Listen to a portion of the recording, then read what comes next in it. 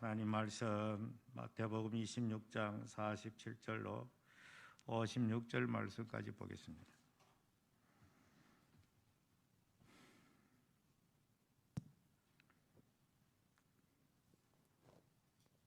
말씀하실 때에 12 중에 하나인 유다가 왔는데 대제사장들과 백성의 장로들에게서 파송된 큰 무리가 칼과 몽치를 가지고 그와 함께하였더라. 예수를 파는 자가 그들에게 군호를 짜 이르되 내가 입맞추는 자가 그이니 그를 잡으라 한지라. 곧 예수께서 나와 라비어 안녕하시옵니까 하고 입을 맞추니 예수께서 이르시되 친구여 내가 무엇을 하려고 왔는지 행하라 하신대 이에 그들이 나와 예수께 손을 대어 잡는지라. 예수와 함께 있던 자 중에 하나가 손을 펴 칼을 빼어 대제사장의 종을 쳐서 그 길을 떨어뜨리니 이에 예수께서 이르시되 내 칼을 도로 칼집에 꽂으라. 칼을 가지는 자는 다 칼로 망하느니라. 너는 내가 내 아버지께 구하여 지금 12군단 더 되는 천사를 보내시게 할 수 없는 줄 아느냐? 내가 만일 그렇게 하면 이런 일이 있으리라 한 성경이 어떻게 이루어지겠느냐 하시더라. 그때에 예수께서 무리에게 말씀하시되 너희가 강도를 잡는 것 같이 칼과 몽치를 가지고 나를 잡으러 나왔느냐? 내가 날마다 성전에 앉아 가르쳤으되 너희가 나를 잡지 아니하였도다. 그러나 이렇게 된 것은 다 선지자들의 글을 이루려 함이니라 하시더라. 이에 제자들이 다 예수를 버리고 도망하니라. 아멘.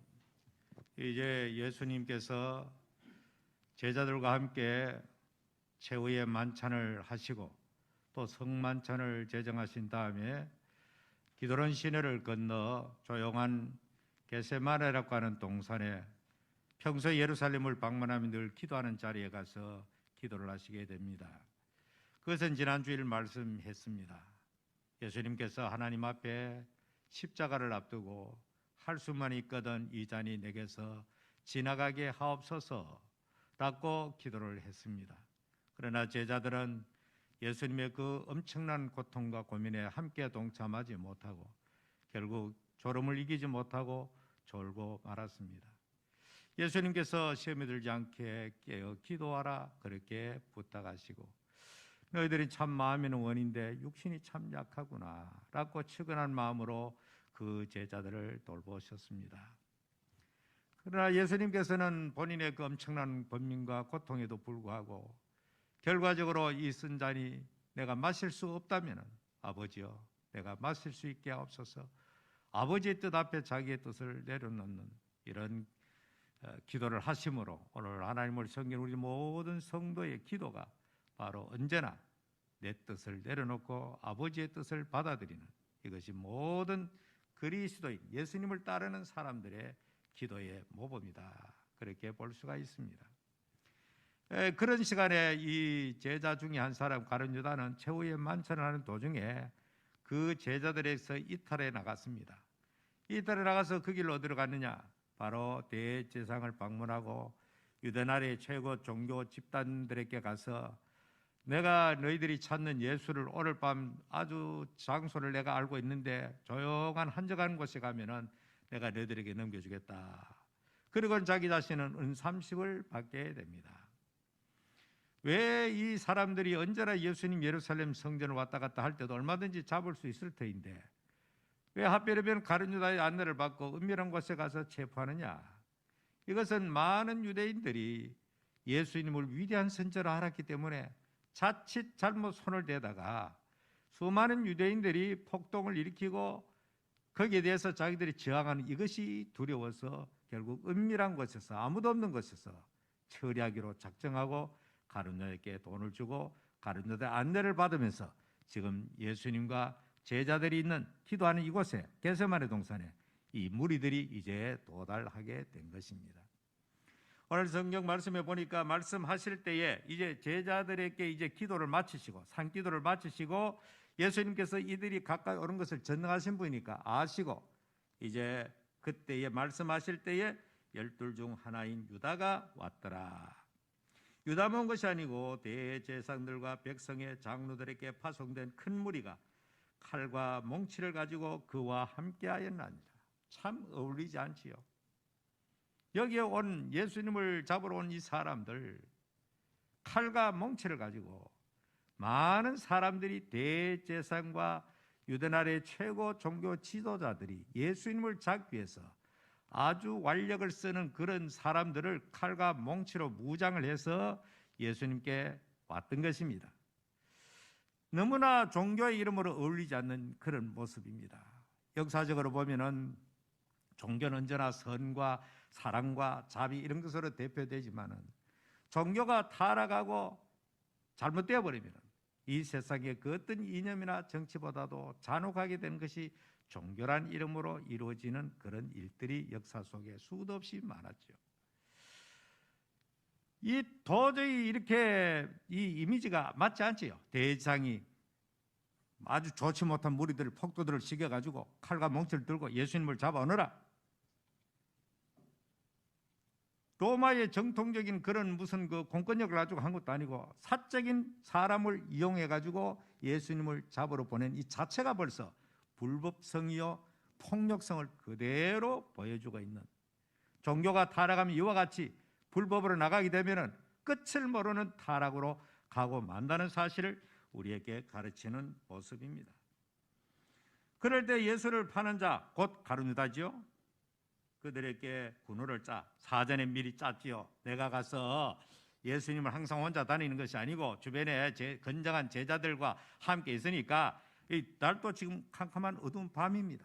그러니까 으스스한 어두운 밤에 아직까지 그 사람들은 예수님을 한 번도 보지 못한 사람들입니다. 그러니까 가룟유다 안내와 가룟유다가 어떤 신호를 하는 그 사람을 알아야만 예수님을 잡을 수가 있게 되는 것입니다.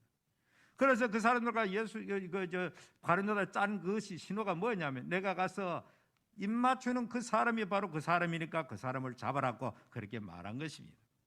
그래서 예수를 바른 자가 그들에게 군호를 짜 이르되 내가 입 맞추는 자가 그이니 그를 잡으라. 곧 예수께 나와 랍비여 안녕하십니까 하고 입을 맞추었다. 역사적으로 언제나 어디서나 입 맞춘다는 것은 사랑과 존경의 표시로 입을 맞춥니다. 우리나라는 주로 악수를 많이 합니다. 서구 그리고 기독교 문화권에는 이와 같이 안고 입 맞추고, 한때는 공산권의 그 국가 지도자들이 이렇게 정상회담을 하기 위해서 만나게 되면 어떻게 합니까? 막 들이안고 막 얼굴을 부비고 이런 모습을 여러분께서 뉴스를 통해서 들어봤을 것입니다. 우리는 주로 이제 악수를 하게 되는 거죠. 이제 이 가룟유다가 자기 스승인 예수님께 입 맞춘다는 것은 평소 같으면 그 이해가 됩니다. 스승이고 존경하는 분으로서 입 맞추는 이해가 되지만은 지금은 예수님을 죽음의 구름토이로 몰아가기 위해서 지금 예수님을 배신하고 배신의 입 맞춤이죠. 속에는 예수님을 제거하고 죽이기 위해서 돈을 받고 이렇게 파렴치한 짓을 하면서 겉으로는 마치 예수님께 입 맞추면서 랍비여 안녕하십니까? 라고 그렇게 참 이 가룟유다의 모습을 가면된 모습을 보면 치가 떨립니다. 너무나도 이중적이고 너무나도 위선적이고 너무나도 완벽한 연기를 한 사람이기 때문에 요한복음에 보면 최후의 만찬할 때 예수님께서 가룟유다가 바로 나를 팔 자라는 것을 여러 가지로 이렇게 예수님께서 신호를 보냈지만은 당시에 거기 앉은 나머지 제자들이 그걸 알지를 못했다는 것입니다. 완벽하게 거짓으로 위장되어 있는 이 모습, 어쩌면 오늘 외식적인 그리스도인들의 모습이기도 한 것이 바로 이런 모습입니다.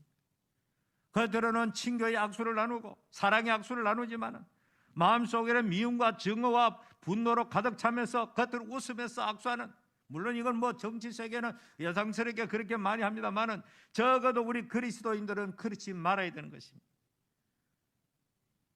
우리는 언제나 성도를 만날 때에 정말로 마음을 다해서 사랑과 존경과 그런 참 아끼는 마음으로 그런 입장에서 악수를 하고 웃고 그렇게 해야 되지.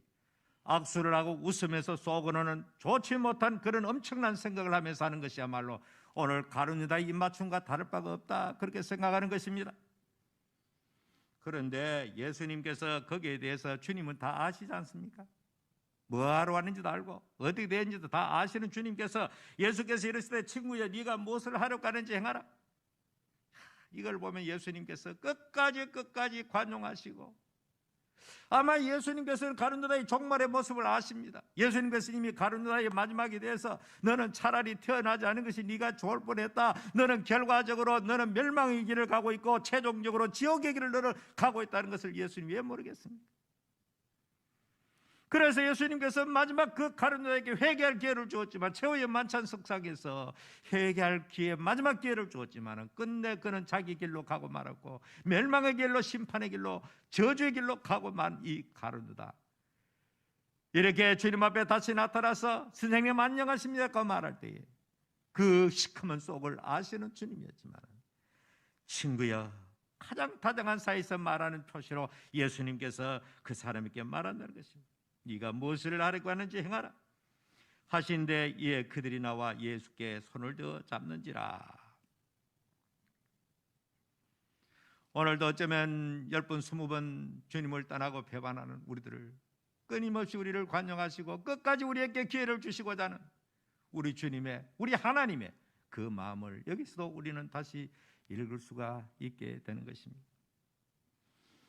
그럴 때에 그 제자 중에 한 사람, 여기 성경에 보니까 제자 중에 한 사람이 손을 펴 칼을 빼어 대제사장의 종을 쳐서 그 길을 떨어뜨렸다. 여기 다른 복음서에 보면은 이 사람이 바로 베드로인 것을 밝히고, 또 귀가 잘린 사람은 말고라는 대제사장의 종이라고 다른 성경 복음서는 밝히고 있습니다.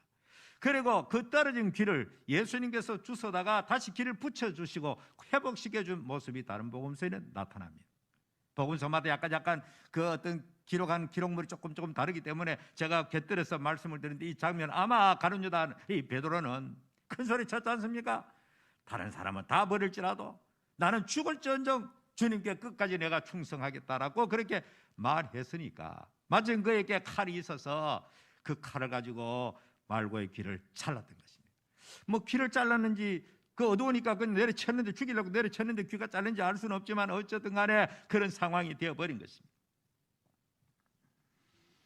그때에 우리 예수님께서 그 유명한, 오늘날 전 세계적으로 모든 사람이 알 수 있는 그 유명한 말씀을 합니다.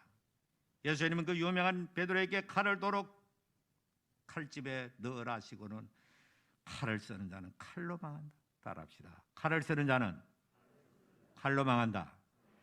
이거는 영원 불변의 진리입니다.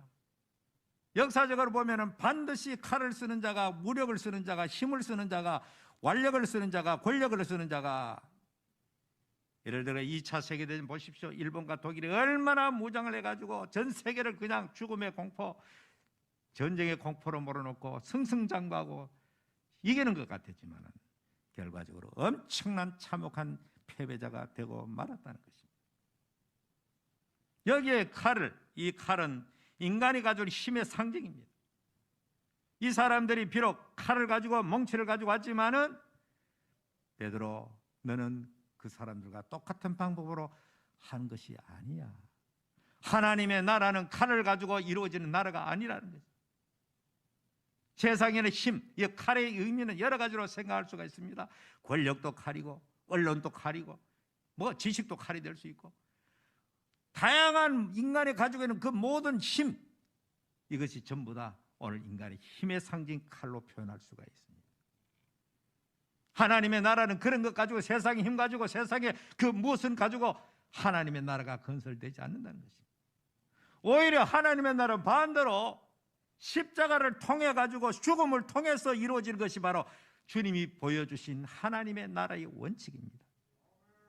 그렇기 때문에 예수님께서 오른뺨을 치면 왼뺨을 돌려대라 하는 그 말씀도 결과적으로 칼을 쓰면 칼로 망한다는 절대적인 주님의 말씀에 함께 이렇게 연결된다, 그렇게 볼 수가 있습니다.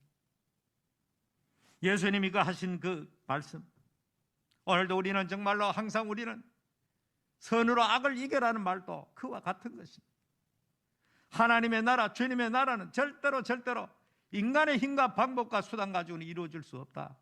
오직 사랑과 겸손과 또 용서와 이런 개념을 가지고 하나님의 나라가 이루어진다, 그런 이야기입니다. 온유한 자가 복이 있나니 저희가 땅을 기업으로 받을 것이며, 이 말은 온유한 자가 부동산을 많이 차지한다, 땅을 많이 차지한다, 토지를 많이 차지한다, 그 개념이 아니고, 온유한 자는 많은 해석가들은 많은 사람들의 마음을 얻게 된다, 그렇게 표현하고 있습니다. 오늘 우리 사랑하는 성도 여러분, 여러분은 지금 칼을 숭상하고 있습니까? 힘을 숭상하고 있습니까? 세상의 명예나 권력이나 힘이나 그 모든 것이, 그것을 가지고 무엇을 추구하는 것은 절대로, 세상의 것은 다 이루어질 수 있지만은 하나님의 나라는 오직 주님의 정신과 주님이 가신 그 길 외에는 성취할 수가 없다는 것입니다.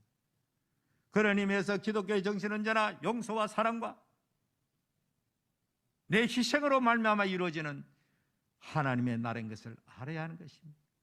십자가를 지고 난 다음에 부활의 영광이 오듯이 기독교는 고난이라고 하는 이 험난한 이 길을 통과할 때 비로소 하나님의 놀라운 은혜의 역사가 펼쳐진다는 이야기입니다.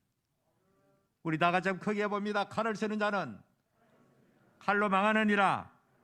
절대로 여러분의 삶의 원칙에 있어서 언제나 어디서나 이 원칙에서 이탈하지 마시기 바랍니다.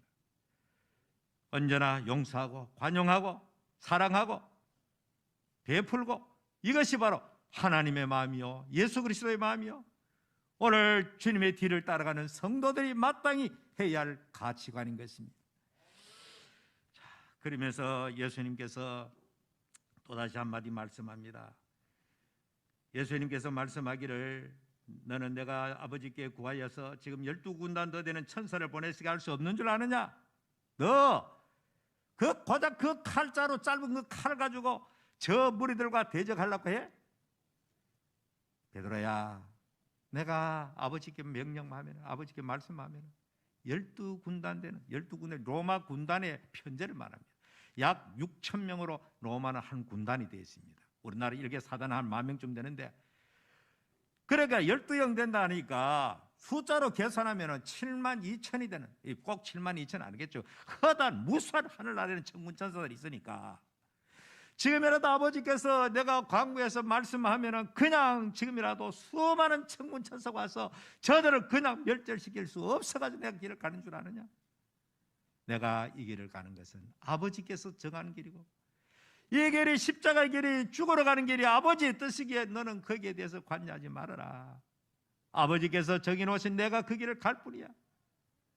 아마 인간 베드로는 자기의 기질과 용기를 100배 발휘해서 제자 중에 누구보다도 용기 있게 그렇게 인간적인 방법으로 칼을 휘둘렀으나 이것은 하나님의 나라를 이루는 길은 아니었다는 이야기입니다. 오늘도 우리는 이 말씀을 통해서 우리 자신들이 항상 이 말씀에 철저하게 그 정신으로 살아갈 때에 언제나 하나님의 은혜는 우리와 함께하게 될 것입니다. 결론적으로 말씀을 드립니다. 유대 교권자들은 불법성과 폭력성과 이런 모습을 가지고 주님께 왔다는 것은 종교가 타락하면은 한없이 이런 끔찍한 길로 갈 수가 있다는 것을 우리에게 가르칩니다. 그리고 하나님의 나라는 칼과 인간의 힘에서 건설되지 않고 오직 십자가의 사랑으로 이루어진다. 오늘도 우리 교회 성도들이 이웃에 더불어 살아갈 때에 때로는 손해보고 양보하고, 그것이 이삭이 하는 방법이었습니다. 때로는 손해를 봐 이방인들하고 살다 보면은 양보하고 손해보더라도 주님의 나라를 위해서 때로는 내 자신이 희생할 때에 하나님께서 우리를 기억해 주실 것입니다. 그리고 겟세마네 기도처럼 예수님은 하나님의 뜻하신 길을 묵묵하게 걸어가고 있었습니다. 그리고 마지막에 보니까 이렇게 말씀이 끝을 맺습니다. 그러나 이렇게 된 것은 다 선지자의 글을 이루려 함이니라. 이에 제자들이 다 예수를 버리고 도망하니라. 참 큰 소리 쳤죠. 죽을지언정 나는 주님을 떠나지 않겠습니다. 다른 사람 모르지만 나는 절대로 주님을 배반하지 않겠습니다 했지만은 여기 성경에 보니까 다 예수를 버리고 혼비백산에서 도망가 버렸다, 그렇게 말씀을 하고 있습니다. 우리는 한없이 연약한 존재입니다. 아무리 큰 소리쳐도 그 인간이라는 한계성을 뛰어넘지 못하는 것입니다. 어제 베드로가 가룟 유다를 예수님을 사랑하지 않아서 이렇게 했습니까? 이것은 역시 인간의 연약성이에요. 마음에는 원이지만 너 육신이 연약하기 때문에 우리 여기는 우리 모두를 다 마찬가지일 것입니다. 우리는 주님을 위해서 죽도록 충성하라, 죽도록 충성하라 그렇게 말씀을 듣고 그렇게 하겠노라 다짐하지만은 우리 역시 이런 상황이 되면 언제나 우리도 이와 같이 될 수 있는 가능성 있는 연약성을 가지고 있다는 사실을 우리는 잊지 말아야 합니다. 그렇기 때문에 연약성을 가지고 있는 사람을 보더라도 그 사람에 대해서 너무너무 우리는 그렇게 너는 말과 행동이 다르잖아 하면 우리 모두가 다 거기에 포함된다는 사실을 잊지 말아야 됩니다. 우리 예수님은 다른 복음서에 보면 이렇게 표현되고 있습니다. 그들이 잡으러 왔을 때 그래 너희들이 행하는 대로 행하여라. 그러나 여기 있는 사람들이 가는 것을 용납해라. 나 혼자만 잡고 이 사람들이 나머지 제자들은 손대지 말아라. 이 제자들이 가는 것은 너희들이 허용해라. 내 홀로 가면 된다. 야, 참 예수님 우리에게 너무너무 마지막까지도 우리 모두에게 놀라운 그런 사랑과 사랑하는 제자들을 향한 끝없는 사랑과 배려하시는 이 모습을 통해서 오늘도 우리 주님을 뒤를 따라가는 우리가 그런 주님이기 때문에 넘어져도 또 일어나고 또 넘어져 또 일어나고 결국 마지막까지 그 주님 의지하고 세상 끝날까지 살아가게 되는 것입니다. 내가 뭐 아직까지 신앙생활 다 완성되었다, 나는 다 되었다, 선줄로 하는 자는 넘어질까 조심하라. 언제나 신앙의 자만심이 제일 큰 문제가 되는 것입니다. 누구나 다 넘어질 수 있고 좌절할 수 있고 낙심할 수 있고 타락할 수 있고 범죄할 수 있다는 이 사실을 잊지 말아야 됩니다. 왜? 이것은 인간의 연약성에 기인하기 때문에. 베드로뿐만 아니고 그 제자뿐만 아니고 오늘 여기는 우리 모두를 또 다 그와 같은 존재라는 사실을 기억하고 넘어진 자를 보면 동정하고 위로하고 격려할 수 있는 그런 모든 성도가 되기를 주의 이름으로 축복합니다. 살아계신 주님, 말씀을 통하여 예수님께서 겟세마네 동상에서 잡히시던 그 현장을 바라보면서 모시던 선생님을 배신하면서 입맞추는 가룟 유다의 그 위선과 가정함, 그럼에도 불구하고 예수님께서는 책망하지 아니하고 친구야 네가 할 일을 행해라. 예수님께서 끝까지 그 가룟 유다의 그 모습에 대해서 측은한 연민의 정을 느끼면서 마지막 호의를 베풀어 주신 그 주님, 제자들이 다 도망갈 줄 알면서도 이 사람들을 떠나는 것은 허락하고 나만 잡아가라고 말씀하신 그 주님, 그리고 베드로가 예수님을 지키느라고 자기 딴에는 한다고 했지만은 이 방법으로는 절대로 하나님의 나라가 이루어지는 것이 아니고 칼을 쓰는 자는 칼로 망할 수밖에 없다는 놀라운 진리의 말씀을 선언해 주시고 하나님의 나라는 십자가의 정신, 사랑의 정신, 용서해 주신 이 정신만이 주님의 나라가 이루어진다는 영원 불변의 진리를 우리에게 남겨주신 이 말씀을 통하여 우리의 삶 속에도 언제나 이와 같은 주님의 십자가의 정신으로 세상을 살아갈 수 있도록 도와주시옵소서. 예수님 이름으로 기도하옵나이다.